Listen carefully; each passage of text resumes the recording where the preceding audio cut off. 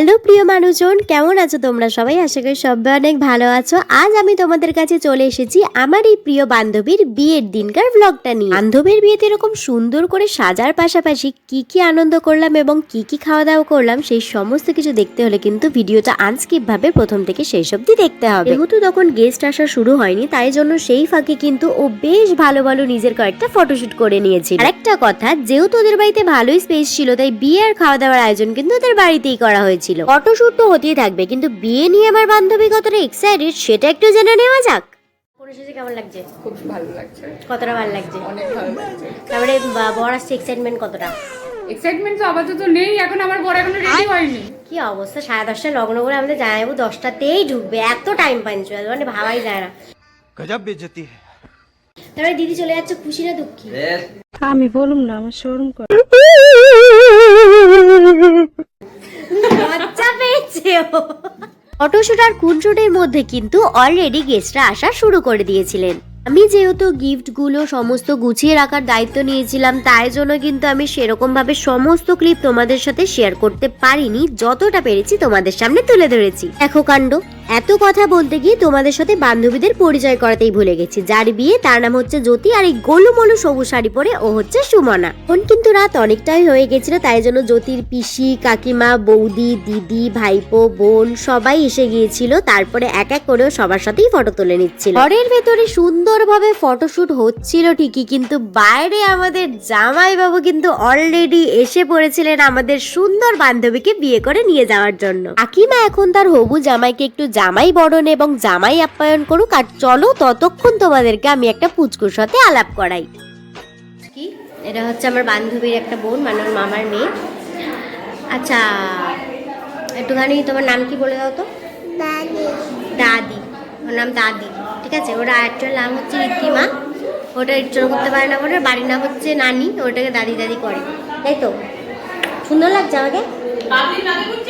সুন্দর লাগছে? হ্যাঁ, আমাকে সত্যি কেমন লাগছে তোমরা কিন্তু অবশ্যই কমেন্টে জানিও।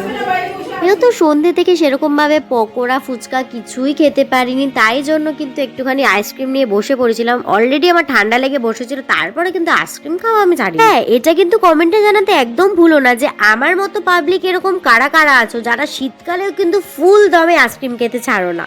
অলমোস্ট যেহেতু বিয়ের লগ্নের সময় হয়ে এসেছিল এবং বরমশাইও অলরেডি চলে এসেছিলেন আমাদের জ্যোতিকে বিয়ে করে নিয়ে যাওয়ার জন্য, তাই জন্য কিন্তু জ্যোতিকে ওপরে নিয়ে যাওয়া হয়েছিল আশীর্বাদের জন্য। দিকে চলছে জ্যোতির সুন্দরভাবে আশীর্বাদ, আর একদিকে কিন্তু আমি আমার আরেক গোলুমলু বান্ধবী আর ওনার উনির সাথে বসেছিলাম। যেহেতু আমার উনি যাননি, তাই জন্য তো আমি ওনাদের একা ছাড়তে পারবো না। যতই হোক, আমার দুই বান্ধবীদের, দুই উনিদের আমি একমাত্র শালি বলে কথা। আমার তো একটা অধিকার, দায়িত্ব, কর্তব্য থাকে, কি তাই তো? তোমরাই বলো। ও মা গো টুরুলা।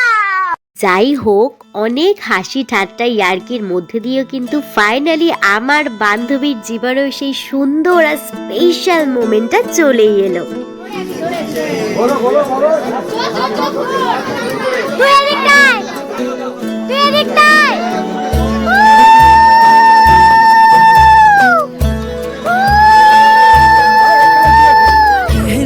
जश्न बहारा है, इश्क ये देख कहरा है। कहने को जश्न बहारा है, इश्क ये देख कहरा है। फूल से खुशबू खफा खफा है गुलशन, छुपा है कोई गंज फिजा की चमन। सारे सही नजारे हैं, सोए सोए वक्त के भारे हैं। कोई सी बातें हैं, ओ कहने को जश्न बहारा है, इश्क ये देख कहरा है। फूल से खुशबू खफा खफा है गुलशन में, छुपा है कोई गंज फिजा की चिलमन में।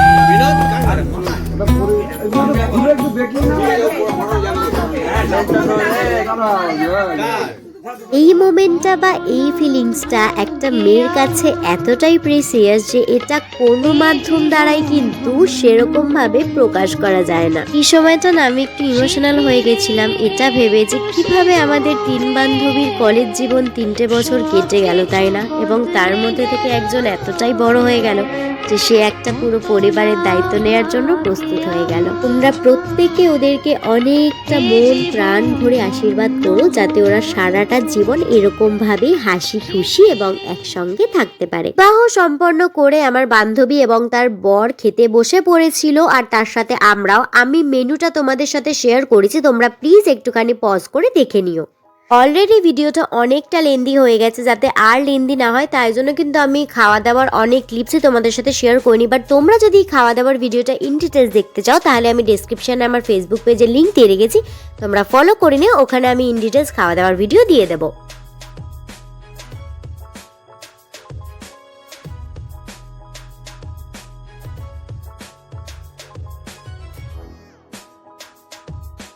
তাহলে এই ভিডিওটার এন্ডিংও কিন্তু রসগোল্লাটা মুখে পুরেই করলাম। ভিডিওর পাশাপাশি আমার আজকের লুকটা কেমন লেগেছে তোমাদের অবশ্যই সেটা কমেন্টে জানিও। আর আমার চ্যানেলে নতুন হয়ে থাকলে চ্যানেলটাকে অবশ্যই সাবস্ক্রাইব করো। ভিডিওটা ভালো লাগলে কিন্তু অবশ্যই লাইক কমেন্ট শেয়ার করো।